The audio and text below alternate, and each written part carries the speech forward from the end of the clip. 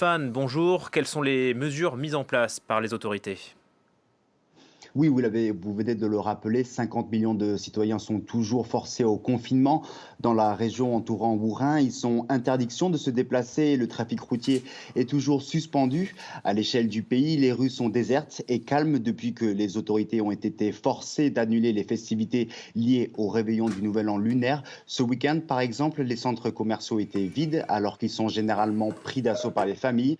À Pékin, où je me trouve, les tests de température se multiplient un peu partout dans la ville, notamment dans les lieux publics qui sont encore ouverts ou dans le métro où les usagers sont accueillis par des agents en blouse de protection.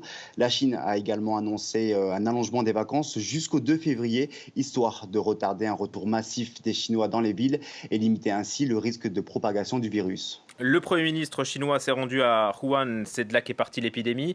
Les autorités soignent vraiment leur communication, hein. Oui, en effet, le Premier ministre Li Keqiang était à Wuhan pour remonter le moral des troupes et rassurer la population. Il est apparu dans les hôpitaux de la ville, protégé de la tête aux pieds par une combinaison et un masque sur le visage. Il faut rappeler que Li a été nommé hier à la tête d'une task force visant à remporter la bataille contre ce virus, d'après les mots du président Xi Jinping.